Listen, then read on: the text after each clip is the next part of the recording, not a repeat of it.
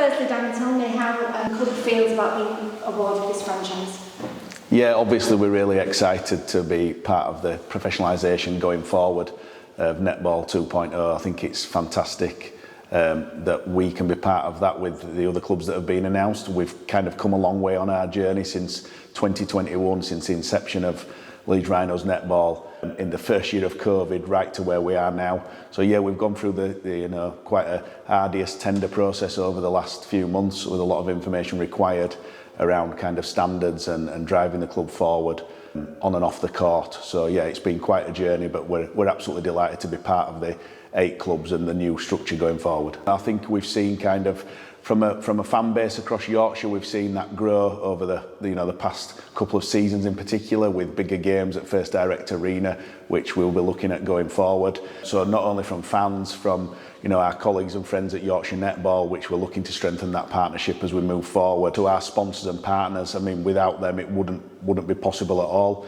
Netball's independent in terms of its finances and how we have to kind of generate the income to run the club. Without them, we wouldn't have been able to move to this next level. So it's been a massive help and something that we're extremely grateful of. So Dan, what does Netball 2.0 mean? I mean, obviously, as the reports and kind of the vision sets out, it's a move towards professionalisation eventually, and this first phase obviously sees different elements coming in terms of the playing staff themselves and the squad. It's 8 teams across the league, some exciting new additions in there.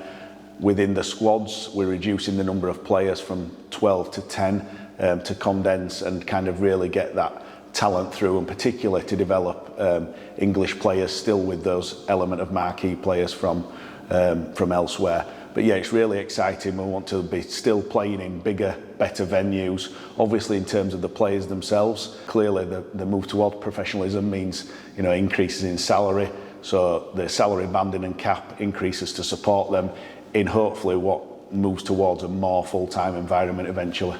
Obviously, we've been involved in discussions over the last year or so around that. Obviously, condensing the talent.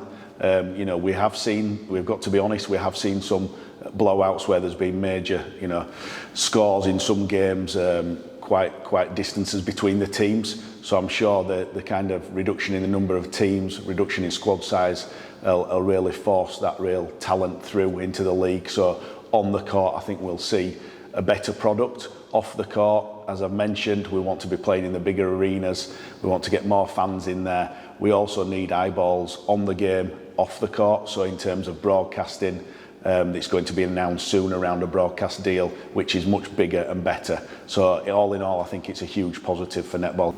In our first few years, Dan, we've played across Yorkshire. What's the plan going forward?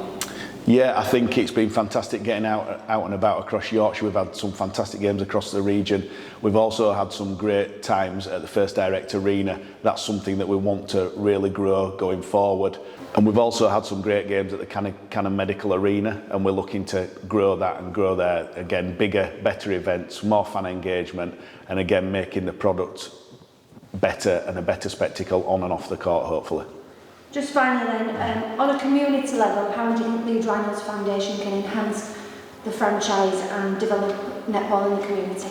Yeah, I think much like we do from a rugby league development point of view, the foundation, we've already set some kind of principles around netball development in Leeds and wider. We really want to get out there into local communities and make the sport accessible for all. And all levels and abilities of people in different communities. So we'll be looking at wide broadening our plans going forward, whether that's schools programs, camps, other kind of workshops, whether that's right from participation up to elite and into our pathway.